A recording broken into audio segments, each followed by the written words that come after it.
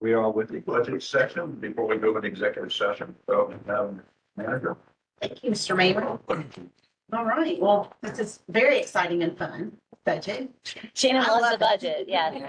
I'm not sure everybody else in the room loves it, but I do. Okay, very good. Well, we're gonna go ahead and get started, and as you can see, on the title slide, our fiscal year, our primary focus is on the health and safety of our city. The budget that we have put together for you represents our commitment not only to the safety and health of our community, but also to maintaining the strong financial footing that makes these priorities possible. While this will be a lean budget year, every dollar is purposefully allocated to bolster our emergency services, enhance public safety, and promote the overall well-being of our residents. At the same time, we are dedicated to ensuring the fiscal health of our city, investing wisely and strategically to address immediate challenges and build long-term stability. I also want to emphasize that another one of our primary goals is to support our employees. Investing in our employees enhances the quality of public services and gives them the tools and support that they need to continue to serve our community with excellence. So this is our agenda for our format this afternoon. And next we're going to move into our budget timeline. Next slide. Okay, there we go. So we've included a budget timeline that shows how we got here and our next step. This is the first of 2 budget workshops. Then, in conjunction with State of the City, I will present the draft budget for first reading at your formal meeting on May 12th. So on May 12th, we will have State of the City, our public hearing on the budget, and first reading of the budget. And hopefully, we will have on May 19th adoption of the FY26 budget. And the reason that we do this is so that we have the month of June, should there be any issues that arise during the month of May that would cause us to delay the adoption of the budget. Obviously, we must have the budget adopted before June 30th. And so we go on this timeline to make sure that we have plenty of time to make sure that we accomplish everything that you all would like to accomplish during these budget meetings. Okay, so if we could go to the next slide, please.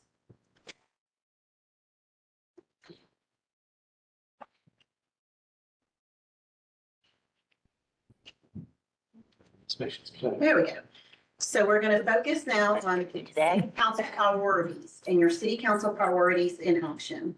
Before we delve into the budget, I want to highlight city council's high priority initiatives, which began with Greenville 2040. If you can believe it or not, we adopted Greenville 2040 almost 5 years ago, 4 years in counting, and we're working on our minor update for 5-year update that we hopefully will adopt in early 2026. This budget is aligned with and supports those priorities and directs our financial resources where they can have the most impact. As part of this year's budget ordinance, I will ask you to reaffirm these priorities. So in this year's budget ordinance, there will be a section to reaffirm these priorities. We haven't done that since you adopted them several years ago. We talked about them at retreat, but I would just like them reaffirmed for just so that it's available to all of the public and it's very transparent to our community about your priorities. All right, next slide. So these are our 5 priorities, just as a reminder: public safety and engagement, mobility and transportation, recreation, open spaces and sustainability, neighborhoods and affordable housing, and economic development. Those are the 5 city council priorities that came about as a result of Greenville 2040. You're here. Yeah. Y'all gotta give some reaction. I'll be glad, and hopefully we'll have positive reaction at the We'll have end. some positive feedback. That's right. All right, next slide. So now we're going to go into some of the highlights of what you're going to hear today with the budget. I'm good. So public safety and engagement is first. It is fitting that we start with public safety, as the police and fire departments receive the highest percentage of funding in the general fund.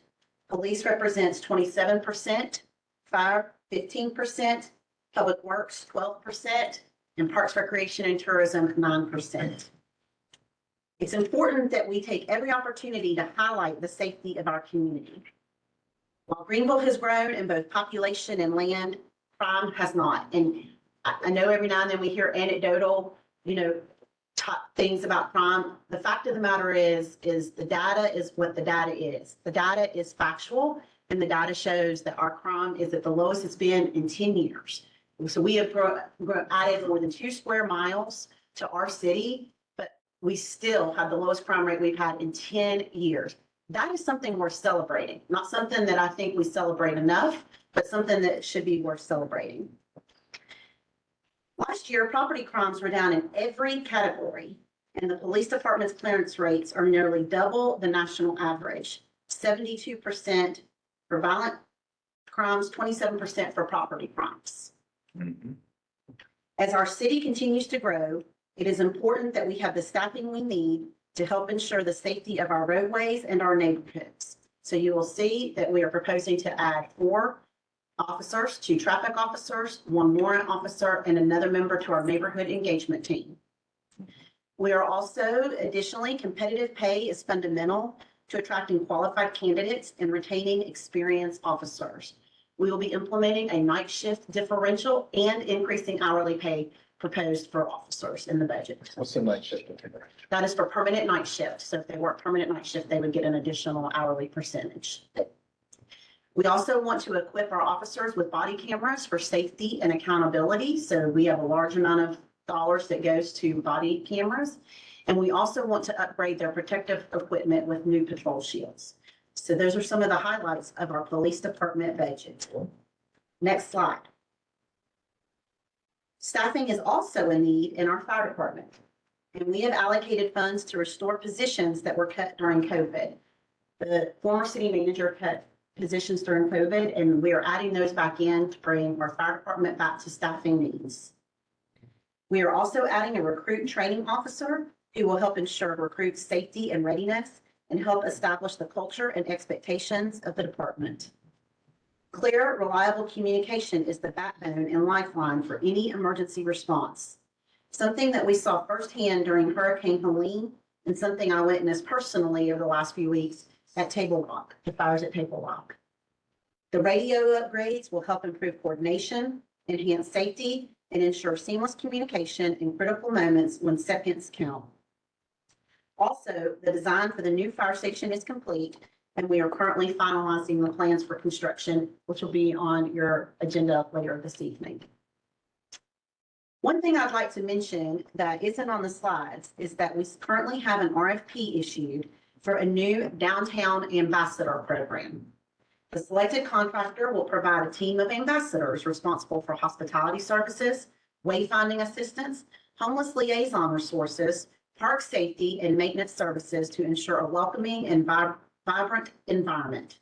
The deadline to submit proposals is May 1st, and staff will look to implement these services by the end of the summer. So we are very excited about our downtown ambassadors. I'd like to thank Tara for bringing that idea to me after a trip she took last year to Grand Rapids. Awesome. Next slide. Is Grand Rapids the city that we're basing that on? No, they have them in Knoxville, all over the country, Okay. but she saw it in Grand Rapids and we started pursuing it from there. Okay. Mobility and transportation. We are actively working to integrate advanced technologies into our transportation infrastructure. The ITS will help reduce traffic congestion, enhance emergency response, and help improve GreenLink's on-time performance by prioritizing emergency vehicles and transit vehicles at traffic signals. SCDOT's Church Street Bridge project, which is set to begin tomorrow, thank goodness it was not today, is an example of our efforts to improve visibility and safety on roadways in the city. The city is contributing close to $2 million to this project to improve the safety and aesthetics, which includes lighting, upgraded lighting. So I want to make sure that it's not lost. The city is adding almost $2 million to this project to ensure that we have the enhancements that are needed to keep this bridge as great as it can be for the next 50 years. Cool. Another important highlight to mention is that the budget includes funding to continue GreenLink's level of service with Saturday hours and 30-minute service on 4 routes, which is important as we grow public transit in the city of Greenville. Also, obviously, you're going to see quite a bit of money that we've put aside this year that we're proposing for traffic calming initiatives. One of the things that I probably receive most inquiry about in my role is traffic calming. Public safety and traffic calming are probably the 2 things that I hear about the most. And we want to execute our pedestrian safety action plan. So we have money set aside to help us do some of those projects. Next slide, please. All right, recreation, open spaces, and sustainability. We are getting ready to launch a study to determine the best route for an extension of the Swamp Rabbit Trail Orange Line to serve and connect the North Main neighborhood. The wheel park and pump track, I call it the skate park, but we call it the wheel park to be correct. Still skate park in my mind, but is one of the most exciting projects we have coming up, and you're gonna see a large amount of dollars proposed for that. And will increase the diversity of recreation facilities and amenities offered by the city. This is something that has been on my radar since I was the assistant city manager, going back as far as 2019. We have hired the lead design firm, and this summer we will be focusing on gathering public input, design, and engineering work, and preparing cost estimates. We are also piloting a project at this year's Greenville Jazz Fest, which will be its 3rd year anniversary, May 30th and 31st. Everybody get excited. To implement ticketless payments. Thank you, PRT, for bringing this to us. If it is successful and well received by the public, we will look at implementing it at Fall for Greenville. Cool. Sweet. The goats have not been only been one of our more popular initiatives, but also extremely effective. Who would have thought that we'd be talking about goats? By goatscaping, we have been able to remove over 10 acres of invasives in Cleveland Park, Sliding Rock, Gatlin Park, Hessie-Mora Park, and city-owned parcels on Wade Hampton Boulevard. So the goats are very popular. Everyone loves seeing the goats, and that's always exciting. Through our planning initiatives, Greenville addresses challenges and opportunities in a thoughtful, measured manner. And emails like the ones I received from residents this weekend reinforce how important that is to our effectiveness and success. And the reason I say that is that you will see that we are adding an animal care specialist and new restrooms, which came about as part of our Greenville Zoo strategic and facility concept plan. And I'm a big believer in our planning processes. We plan and then we use the implementation schedules from those plans to actually implement the desires of the community. And it's worked well for us with our Greenville 2040 plan. We're doing it now with our airport master plan, Haney Serene plan, Green Line Spartanburg plan. Those are all throughout this budget. Wade Hampton Boulevard plan. And now we're starting to do it with our Greenville Zoo strategic and facility concept plan and our economic development strategic plan, which you'll hear about in a minute. Okay, next slide. Neighborhoods and affordable housing. We are utilizing all of the tools that we have available to further our affordable housing goals, including our annual funding of $2.5 million for the Greenville Housing Fund and taking advantage of the opportunity to use a percentage of the accommodations tax funds that we receive for workforce housing. We are actively pursuing opportunities to purchase property in communities where we have worked with residents to develop master plans. We are looking to help address the issue of homelessness in our community. For the 2nd year, the city will direct $500,000 towards homelessness response by our community partners. We are also working with our partners at the United Way on a new initiative called Greenville Together, which brings the government, nonprofit business, and faith-based sectors to the table to create a short and long-term plan to end homelessness in our community.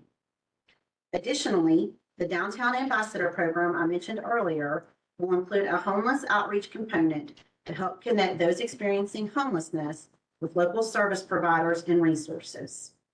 All in, we will be spending close to, or possibly more than, $10 million this year alone, to support affordable housing, either through direct funding, land purchases, property contributions, through our community development team, and infrastructure investments. And you're going to see that in this budget. And that's a significant amount of money that we continue to put towards neighborhoods and affordable housing.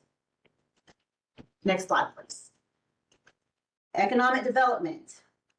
It's been under 2 years since the creation of the Greenville City Economic Development Corporation. We're not even 2 years old yet. Sam's been with us almost a year. April 22nd, I think, is his 1-year anniversary. And the GCEDC is charged with implementing the city's economic development strategic plan.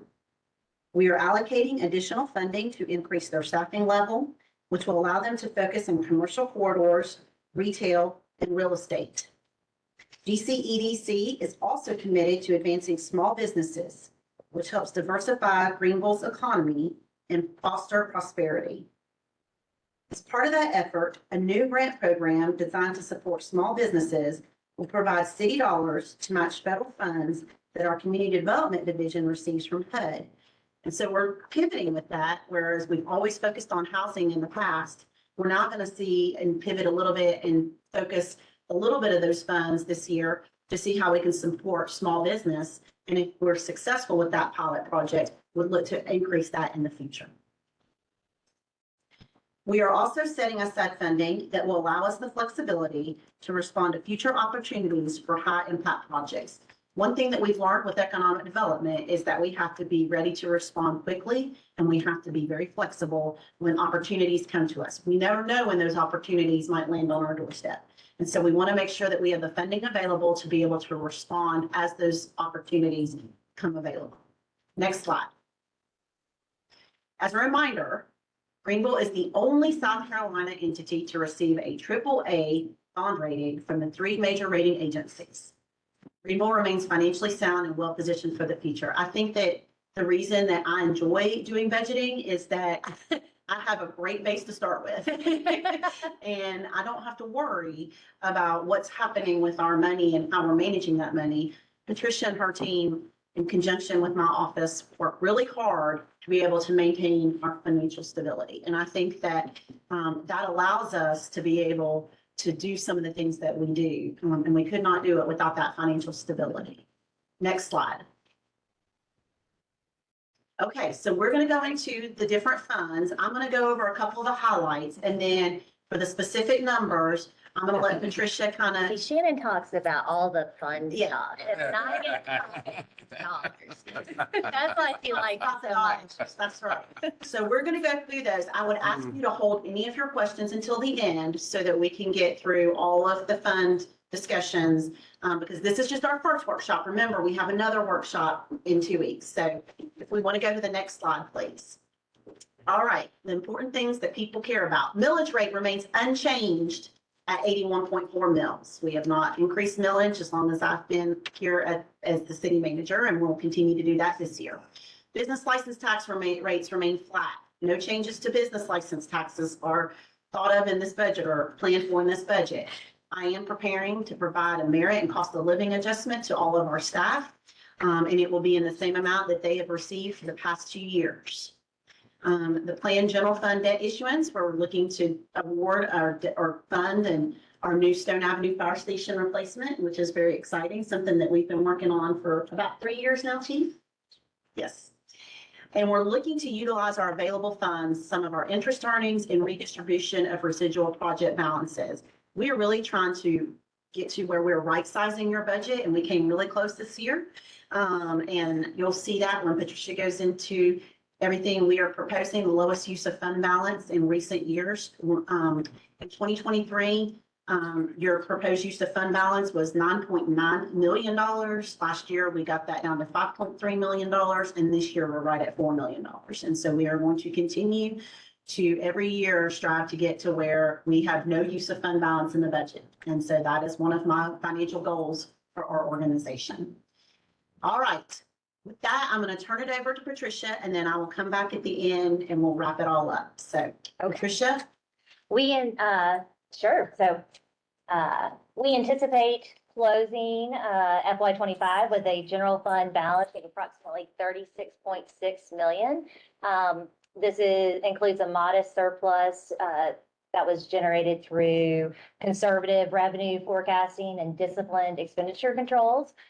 This provides a strong starting point as we look into the FY26 budget and the financial uncertainty that is currently in the market, weathering rising costs, and while we want to continue to invest in our strategic priorities. Next slide.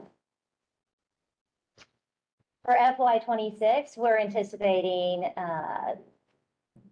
$32.6 million at the end of FY26. You'll remember we have a 20% reserve requirement, so we take $28.9 million of that and set it aside, really like a rainy day. And then we will have an excess fund balance of $3.6 million. We're projecting FY26 revenues at $114 46.4 million with expenditures of 150.4 million, getting into fund balance of approximately 4 million. Next slide. This is a look at the FY26 capital improvement program from the general fund standpoint. So one of our biggest projects continues to be the affordable housing. That's our annual contribution to Greenville Housing Fund of $2.5 million. I think it's important to note on this slide that it only intends to highlight the CIP that was either funded as part of the FY25 budget or is planned to be funded as part of the FY26 budget. There are many projects that are currently underway as we still have a substantial balance of the neighborhood, the NIB 2 bonds, as well as the state grants. So this is not a look at everything or all of the projects. It's not comprehensive. It's really just what received general fund funding in FY25, as well as what's planned for FY26. And there's a couple of slides on this. Do you want to keep going?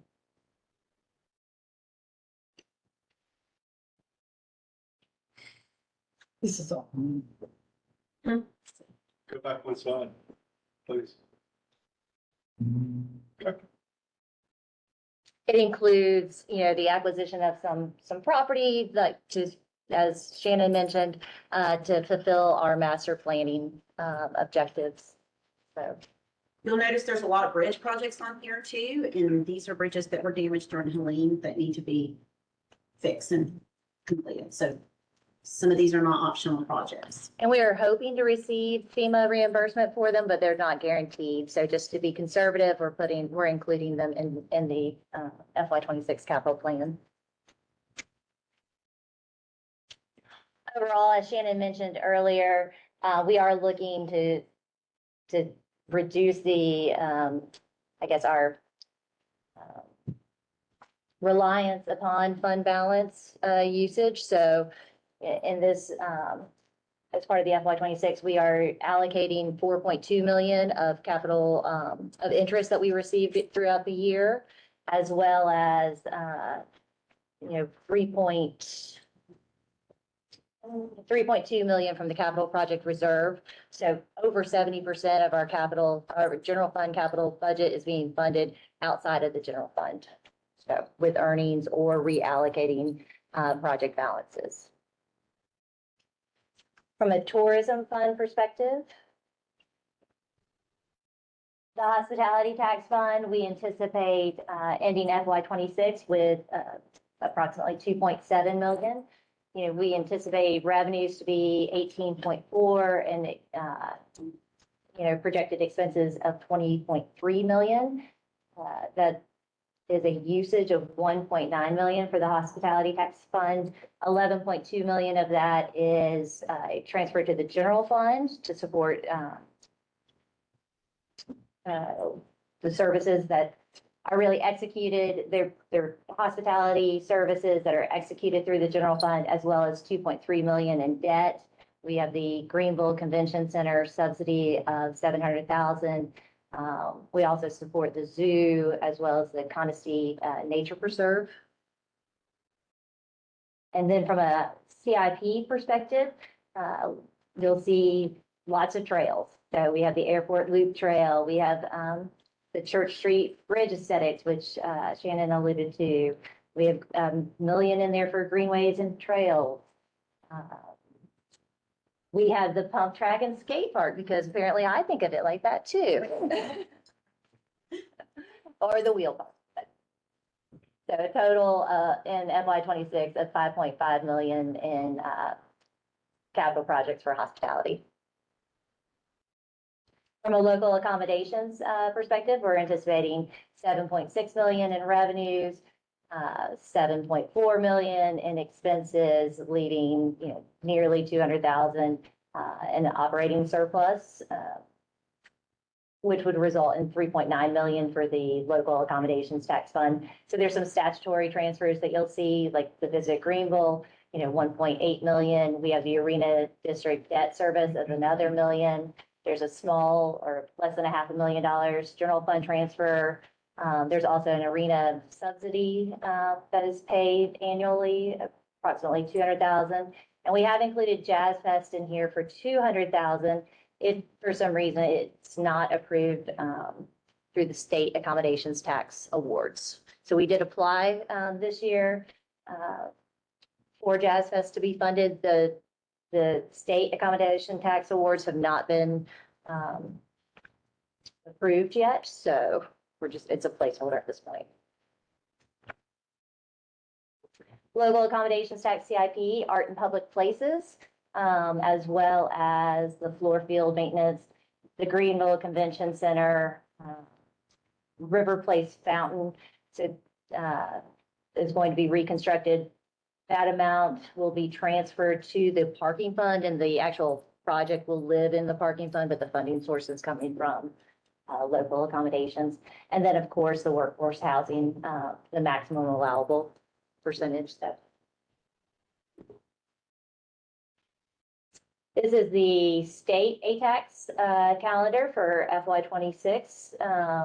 And you'll see that while there's been preliminary meetings, the actual recommendations to the city manager are going to take place later this week, and then targeting an April 28th recommendation to council. State accommodations tax fund, we're projecting revenues of approximately 5 million, projected expenses of 5.4 million, resulting in an operating usage of 435,000.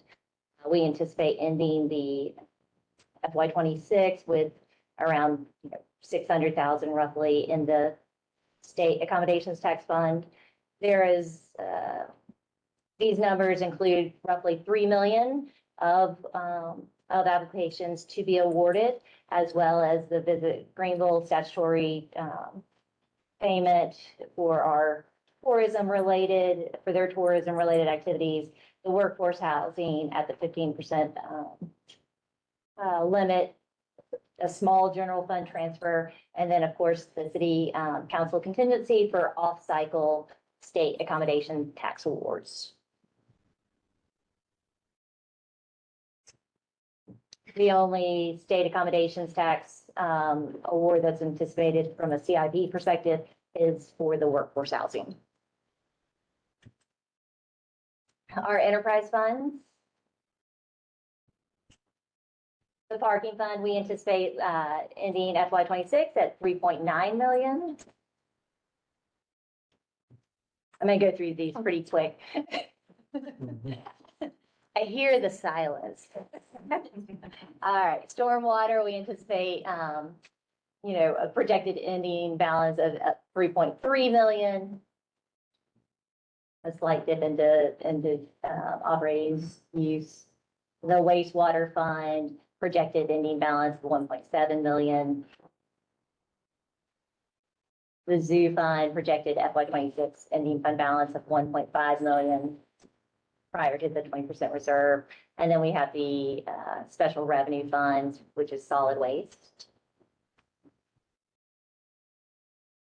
So again, anticipating expenditures to exceed revenues, including the general fund transfer, but we'll still end FY26 with approximately 1.3 million in the fund.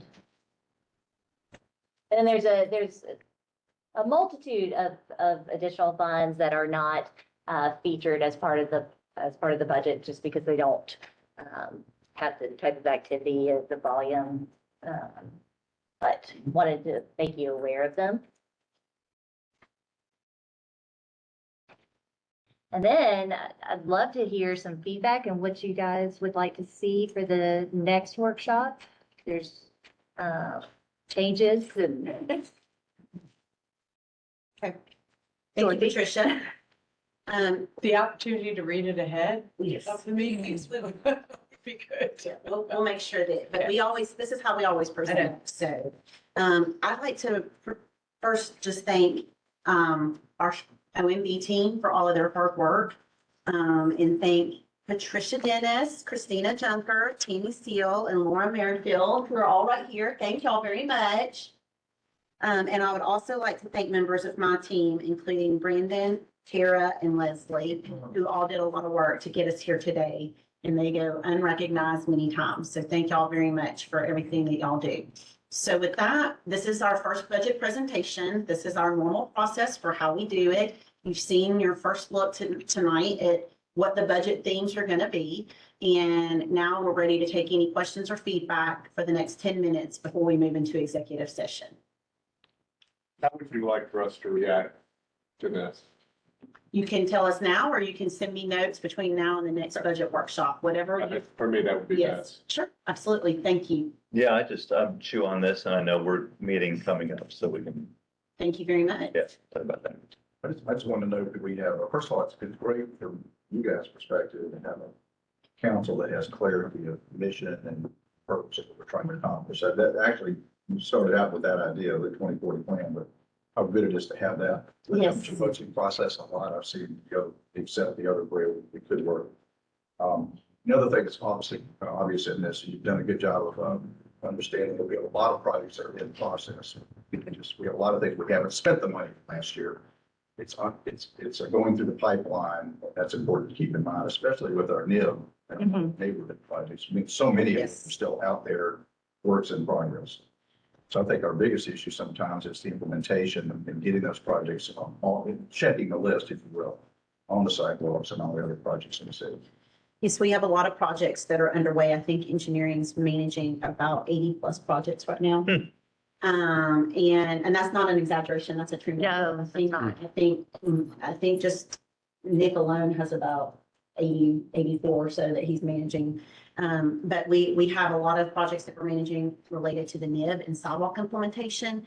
And one thing that when we have a leaner budget year that we want to pay attention to is not allocating money to projects where it's not going to get spent this year. Instead, we're putting the money towards projects that we know what would happen this year. And that's something that we really try to focus on. So even if it's not listed here, for example, Wade Hampton Boulevard, we have $4.5 million encumbered on Wade Hampton Boulevard We're between the clipping city. along just fine. That's right, between the city and the state, which will allow us to do the major intersection improvement that we're aware of. So until we get that accomplished, trying to put huge amounts of money towards that and instead put it towards things that we know that we want to accomplish this year, that we've heard from city council as priorities, is important to us. Yes, Councilmember Dow. I have a few questions. Mm-hmm. The economic development slide, this might be under you. Yes. If you can go back to that.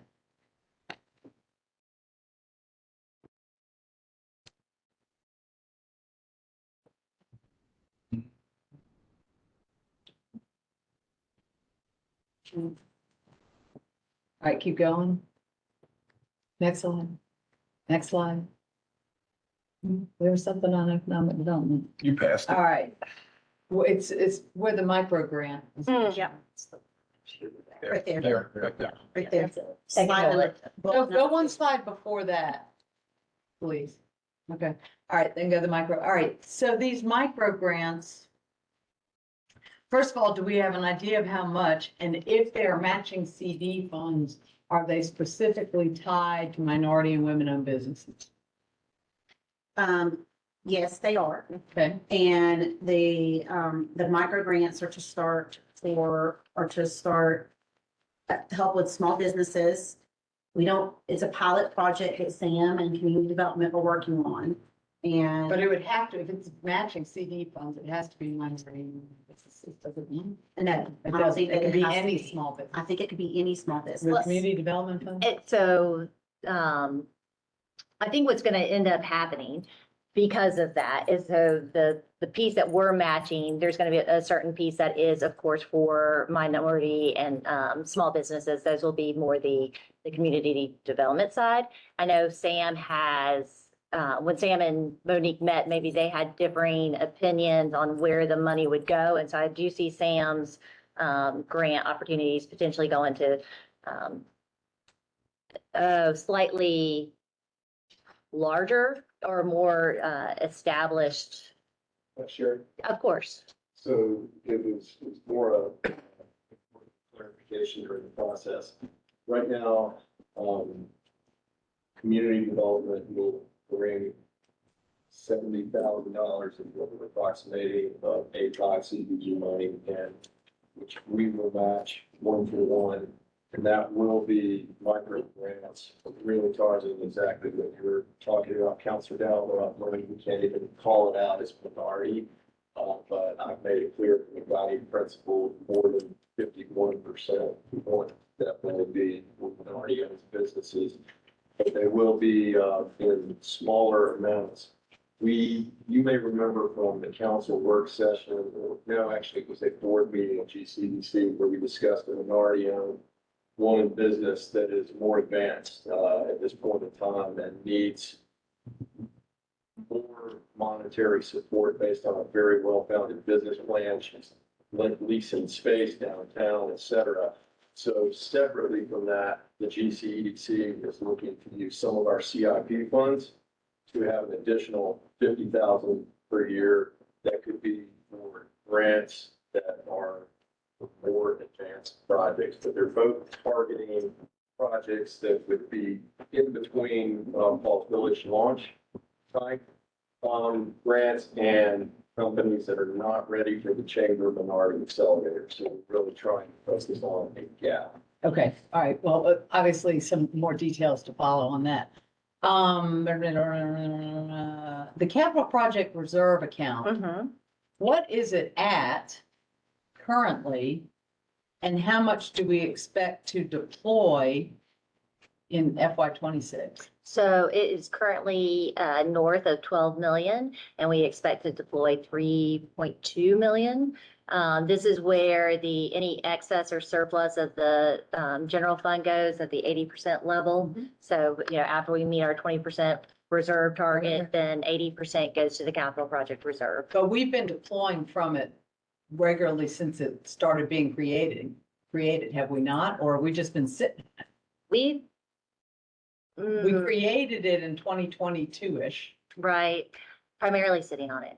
Okay, But, okay. well, that's not exactly accurate. We've been building it so that we have Have that. something meaningful. We have something meaningful to do. Okay. Because when you're talking capital projects, as we've learned, $1 million just doesn't do it. I'm with you. I agree with you. Yeah, so I'm we've not been trying to criticizing. build that account. Sitting on it is not the True. So if this is the first fiscal year coming up, Yeah. we're deploying from that, that is worth highlighting. Yes. Because this council, that was a very deliberate step that this council approved for that very reason. Okay. The 8% reserve for state aid tax, Mhm. is that state mandated? No, I don't believe so. We just do Look that? at Christina, it's not. No, but that's just a corner of, an amount available in case our reserve fall below. Okay, Like our money for the year goes below. We don't put shortfall in. okay. So it's a safety It's net just a number we picked up. because we're giving out that money. So if the accommodations tax, if the revenue isn't sufficient to meet the awards, I got you. that's really why, right? Okay, all right, to meet the awards for the grants. Okay, can we go to the stormwater slide in Patricia's section? The stormwater balance? Boring section, No, I think it's got, part 2. and what I'm looking at, and I may have just not seen it as they were flung, okay, all right. Water. All right, stormwater, good. Now, next one, what was the next? Okay, this one, wastewater. So we're starting, our projected ending fund balance is 2.4 million, 2.5 million. Okay. And our projected available at the end of 26 is 300,000. So really you need to go up two rows to that projected FY 26 ending balance of 1.7 to compare apples to apples. Okay, So we are utilizing nearly 750,000 of the fund. let me ask you this. All right, go to the next one.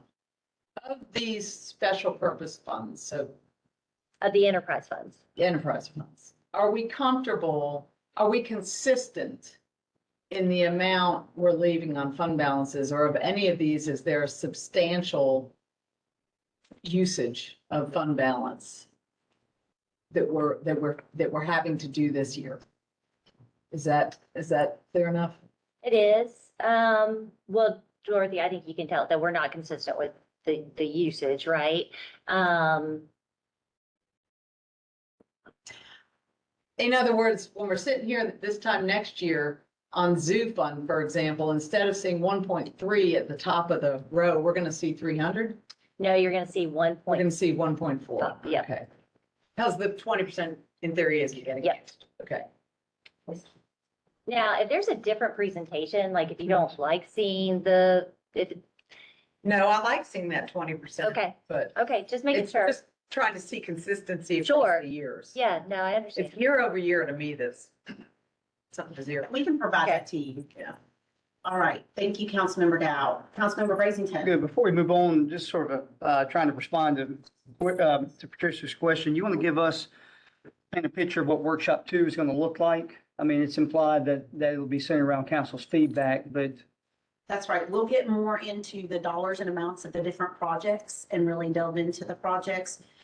This is just your first level overview and highlights of each one, but based on the feedback that we receive over the next week from you all, will kind of guide how our presentation will be for round 2.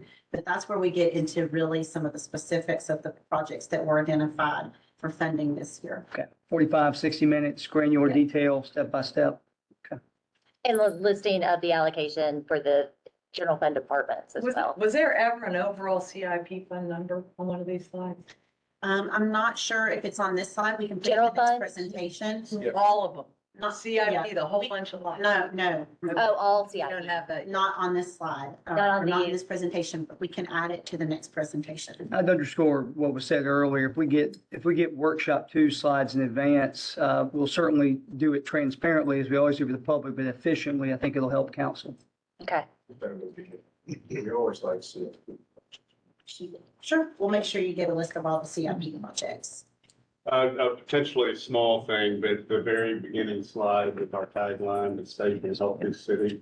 I'm not sure I know what the origination of that is, but personally, I don't think that's aspirational. I think that limits us too much. So I would recommend that we rethink that vision. Okay. We are. Thank you. I mean, another kind of big relevant question. We don't know where the economy's headed. No one does. Real fundamental question. I think the rest of them kind of give us some of your thoughts on, do we have our own stress test built into this budget? We've been through this before, a couple of occasions where we've had to make big cuts. Usually we can slow projects down, Yes. pick them up later. That's kind of been our secret sauce for many years. But just talk about that a little bit. What have we done? What have y'all done? Look over your shoulder and say, okay, hospitality loses $2 million. Business licenses fall by X% based on past experiences with recessions. Yeah. How do And to the extent you can, I'd like you to also consider that if we've thought about funding that we may lose, From a federal perspective. federal or state. So to answer those questions, just to answer is, we've been very conservative in our budgeting this year, not knowing where, first off, we're not anticipating any state funds whatsoever this year. That's been made clear. We are also not anticipating, any federal, and we don't receive a lot of federal dollars with the exception of community development. So to answer that, none of this budget is built on the reliance on federal dollars or state dollars with the exception of community development. That's it. So, so we are very conservative in our funding, and our budgeting, which is why that we have used such a low amount of fund balance to get your budget balanced for this year. That's why Patricia and I were very specific that it had to be a very low number so that we can meet the stress test should something happen to the economy over the next year. We will not be, every year we implement things halfway through the year in order to make sure that we can pivot or accommodate during a downturn. So for example, some of our new staffing positions are funded for half a year and not a full year. And the reason for that not for police and fire, but for some others, the reason for that is that should something happen over the next 6 months and we have to respond, that we have the ability to respond. And we also have your required fund balance that is in place for the very specific reason of should we have any type of financial stress. And that's why we have such a high fund balance. It is mandated to us by ordinance, and we keep that fund balance untouched so that if there is something that happens financially, we have the resources available to address it. A lot of communities are not. And so, you know, in the early 2000s, you used to hear about a lot of places that went bankrupt. One of the most famous one being Orange County, California. And they didn't have designated fund balances and designated restrictions on those fund balances to protect them during times of economic downturn. And we don't have to worry about that because it's already part of our budget. Before any dollars are put to capital reserve, or before any dollars are spent and used for next year for fund balance, all of that is set aside and it's untouched. And that's what gets us, well, that's what contributes to the great ratings we get, the triple. But don't we vote very frequently on federal grant money received for fire and police equipment. We do, So but it's what not about that? significant. It's not a huge number, not but it's a significant. number. It's a number, but it's not significant. And then there's nothing in that we're proposing for fire police in this budget is grant dependent. Okay. So we are trying to make sure that we are sustainable with our own funding and that we do not have to rely on any other sources except for our own funding to be able to provide those initiatives. I would just also add that, starting last year, and continuing this year, we're increasing the city manager contingency. So if there are shortfalls that we can, smooth them, as well as the policy allows, if there was a terrible situation, the policy allows to pull from the capital projects reserve in order to obtain, adequate fund balances. So they'll have that. I do want to say, and we'll talk Possible. about it in State of the City, that our permit numbers, all of our permit numbers are up for the year. It's wonderful. So we thus far have not seen any indication of economic slowdown for the city of Greenville. Now, we'll monitor that over the next few months. But one of the things that we'll talk about in State of the City is how we're doing on our revenue from hotel accommodations, some of our hospitality tax, and things such as business license and building permits, which are good indicators for our economic success over the next fiscal year. And thus far, Betty's team has been very busy, so we are very happy to see that.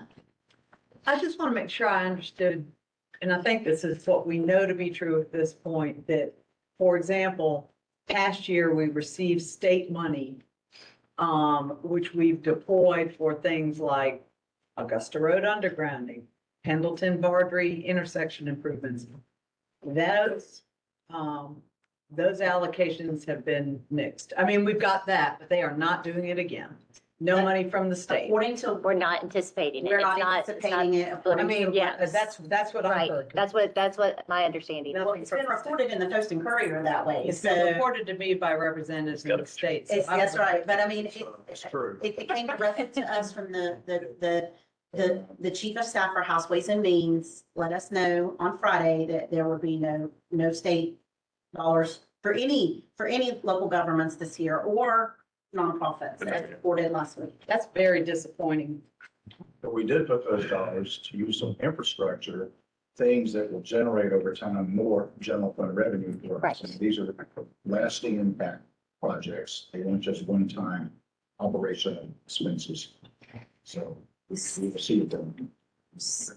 But again, everything that you saw in your budget today was based on money that we know we have available to us through our own city resources. And we've not put anything out there that would be dependent upon state funding or federal funding.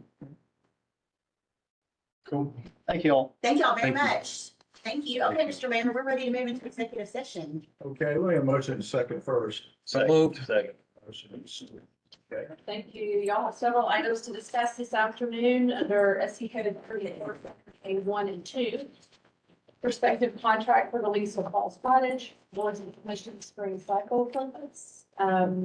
Legal advice regarding ownership interest in Formington Street. Prospective contract for property in Greenland, Spartanburg, also in Haney Serene. Prospective contract for support for Bond Supporters, Wellness Arena. What's that? What's that? The one that's- The chief's happy to be leaving. Update on Positive. potential regarding city property in the southern side community, special promotion process for city personnel positions, and for prospective acquisition of property by the city near Hilton and Green Acre Drive. About when we're gonna get this done? By 4:30. So that's a lot of. 5:30. We got, 5:30. are we offline? I'm working. Okay. Oh, that's, oh, okay. Yeah, I just I wondered. don't even know where they.